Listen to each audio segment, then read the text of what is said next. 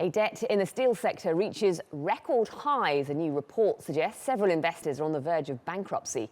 The consulting firm Ernst & Young says the top 30 companies owe more than $150 billion, including Tata Steel. The global corporation based in India recently backtracked on plans to sell its UK operations, but the future of its business there remains insecure. Charlotte Dubenskij has been to Port Talbot in Wales, where Tata Steel is seen as the lifeblood of the community.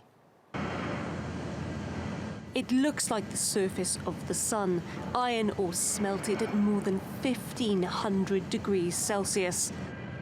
When carbon is added, it produces the foundations of our modern world. It's also the source of Port Talbot's economy. The town of Port Talbot has grown in the shadow of the steelworks, and the two are now synonymous with one another. This has been a major employer for more than 100 years in the area, and not only has it paid its workforce higher than average wages, it's also ensured that they're highly skilled.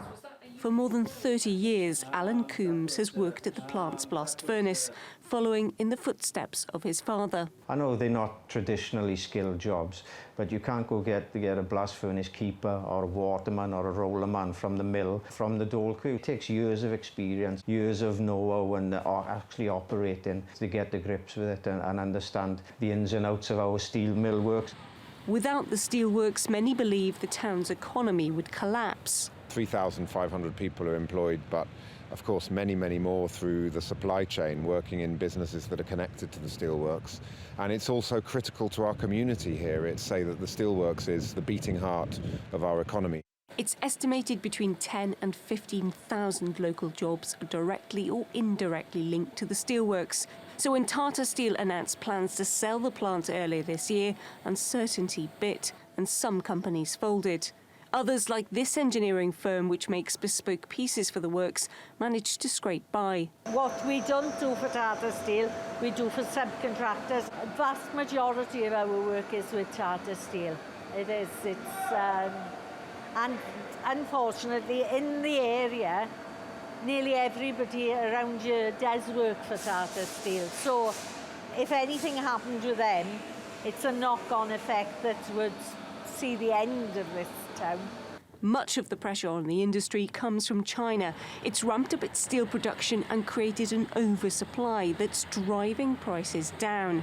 But the industry in the UK is recovering, and despite making losses earlier this year, this plant is now back in the black.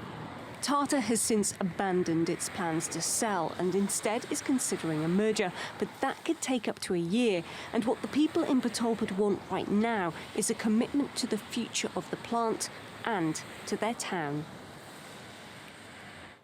Well, Charlotte joins me in the studio. Charlotte, you said in your piece there that Tata is in discussion for a merger, possibly a year.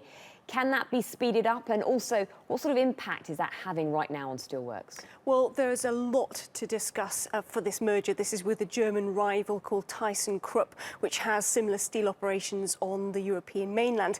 And so what Tata Steel wants to do is merge with them to consolidate its own debt and to make sure that it can work together. Now, on the face of it, that seems like a really good thing because it could secure the future of steelworks in the UK. But for Port Talbot, it's a bad thing because ThyssenKrupp also has an operation in the Netherlands, which does almost exactly the same as Port Talbot, and it's seen as being a much more profitable operation.